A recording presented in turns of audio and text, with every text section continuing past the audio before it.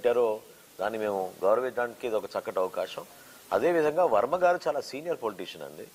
ఆయన కూడా సుదీర్ఘమైన ప్రయాణం చేశారు, ఎన్నో ఇబ్బందులు పడ్డారు గతంలో కూడా చూసాం మనందరం కూడా. ప్రతి నాయకుడు రాజకీయాల్లో అటువంటి 5 సంవత్సరాలు ఎవరు కోరుకోరు, అట్లా ఉంటాయని కూడా ఎవరు ఊహించుంటారు.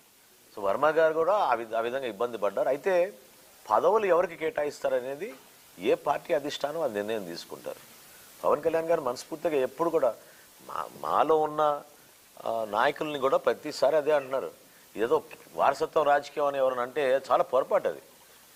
పవన్ కళ్యాణ్ గారు ఎప్పుడు కూడా కోరేది అంటే యువ నాయకత్వం, కొత్త నాయకత్వాన్ని మనం ఎంకరేజ్ చేయాలి, ఎంతమందికి అవకాశం ఇవ్వగలితే అంతమందికి ఇవ్వాలి మన అవకాశం అని ఆయన నిలబడతారు. ఆయన ఇప్పుడు చాయిస్ ఇస్తే ఆయన పదవి తీసుకోరు కానీ ఇతరులకు పదవి ఇచ్చే మనిషి ఆయన.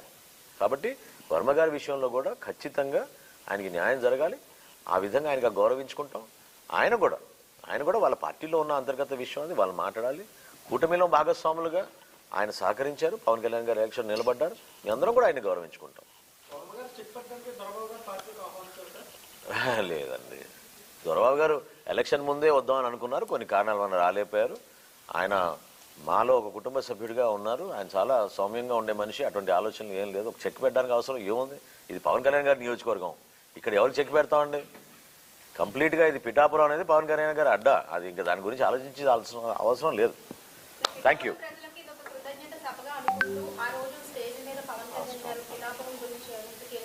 అఫ్ కోర్స్ ఇప్పటివరకు జరిగిన కొన్ని అభివృద్ధి కార్యక్రమాలు ఏ విధంగా కష్టపడి క్యాబినెట్లో కూడా కొన్ని తీర్మానాలు చేపించి ప్రత్యేకంగా శాంక్షన్ చేయించారో పిఠాపురం గురించి అవన్నీ కూడా వివరిస్తారు పవన్ కళ్యాణ్ గారు. అంటే ఎక్కువ మందికి తెలియకపోవచ్చు కానీ చాలా అద్భుతమైన కార్యక్రమాలు ఈ 8 నెలల్లోనే పవన్ కళ్యాణ్ గారు ఉప ముఖ్యమంత్రిగా అయినాక పిఠాపురం శాసనసభ్యుడిగా ఆయన ఒక బాధ్యత తీసుకుని అనేక అభివృద్ధి కార్యక్రమాలు మంజూరు చేయించారు, వాటి గురించి వివరిస్తారు.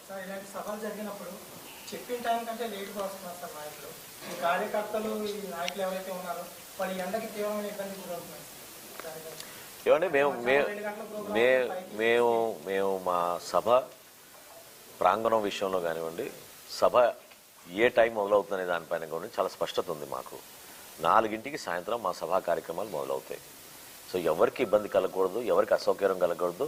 పవన్ కళ్యాణ్ గారు ప్రతి సందర్భంలో చెప్పేది ఏంటంటే తిరిగి ప్రయాణంలో వెళ్ళేటప్పుడు అందరినీ మీరు జాగ్రత్త చూసుకోండి, వాళ్ళ ఇంటికి క్షేమంగా వెళ్ళాలి, ఎవ్వరు కూడా ఇబ్బంది పడకూడదు. అందుకే ఇందా చెప్పాను నేను, వాతావరణంలో కొన్ని మార్పులు వచ్చినాయి, మేము అన్ని విధాలుగా పుచ్చకాయలు కానివ్వండి, మజ్జిగ కానివ్వండి, వాటర్ కానివ్వండి, ఓఆర్ఎస్ ప్యాకెట్లు కానివ్వండి, ఎవరు కూడా డీహైడ్రేట్ కాకుండా ఉండడానికి కోసం, అదేవిధంగా సభలో కూడా అందరికీ కూడా స్నాక్స్ అవి ఏర్పాటు చేసే విధంగా అన్నీ చూసుకున్నాం.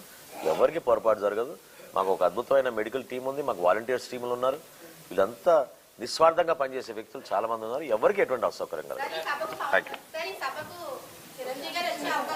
అమ్మా. తల్లి నువ్వు చాలా రోజు కలుద్దామని చెప్తున్నాగా మీకు అమ్మా, ఎవ్రీడే కలుద్దాం అమ్మా, సరేనా?